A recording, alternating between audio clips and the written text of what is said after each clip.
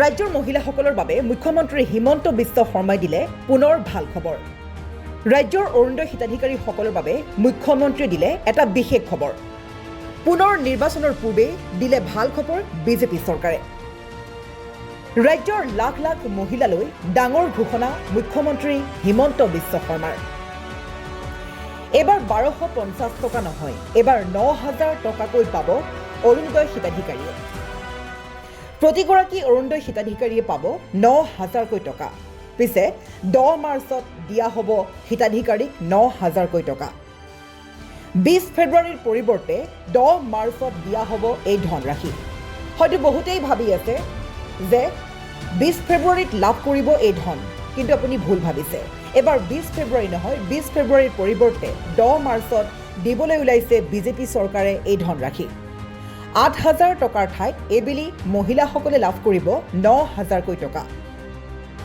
1000 টকাকৈ বেছিকৈ দিয়া হ'ব প্ৰত্যেকগৰাকী হিতাধিকাৰীক। মন্তব্য মুখ্যমন্ত্ৰী হিমন্ত বিশ্ব শৰ্মাৰ। ভূপেন বৰাৰ বাসগৃহত সংবাদমেল সম্বোধন কৰিয়েই মুখ্যমন্ত্ৰীয়ে কৰিছিল ডাঙৰ ঘোষণা।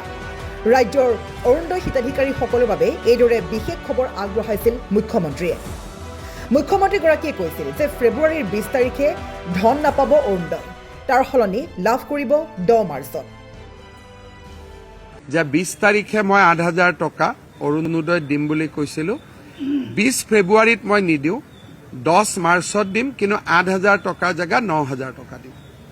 এইটো আপোনাৰ মানে 10 মাৰ্চত প্ৰত্যেকবাৰে অৰুণোদয় পায়। 20 ফেব্ৰুৱাৰীত যদি দি দিওঁ, মহিলাসকলে আকৌ 10 মাৰ্চতো ভাবিব একো নাপাম।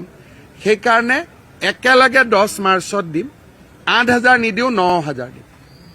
এইটো আপোনালোকে অলপ দি দিব বাইদেউসকলে, নহলে মোক এইটো সুধি আছিলে।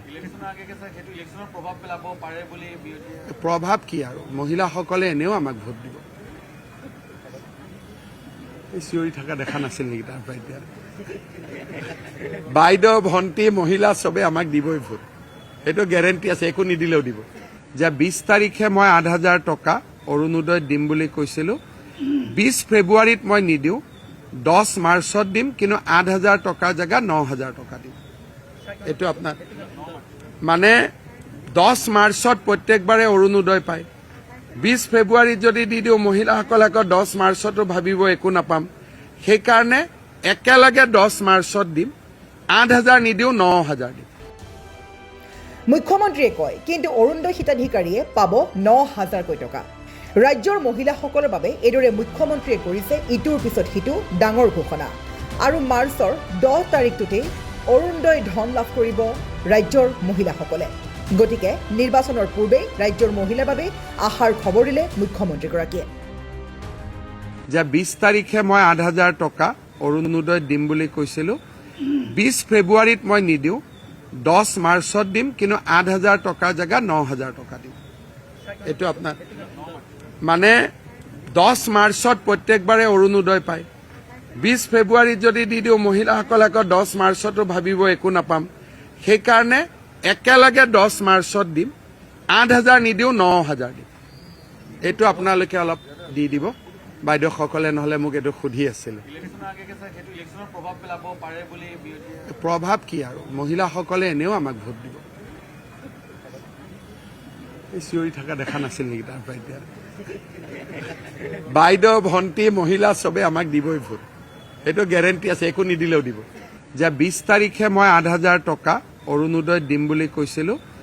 20 ফেব্ৰুৱাৰীত মই নিদিওঁ, 10 মাৰ্চত দিম, কিন্তু 8000 টকাৰ জেগা 9000 টকা দিম। এইটো আপোনাৰ মানে 10 মাৰ্চত প্ৰত্যেকবাৰে অৰুণোদয় পায়। 20 ফেব্ৰুৱাৰীত যদি দি দিওঁ, মহিলাসকলে আকৌ 10 মাৰ্চতো ভাবিব একো নাপাম। সেইকাৰণে একেলগে 10 মাৰ্চত দিম, 8000 নিদিওঁ, 9000 দিম।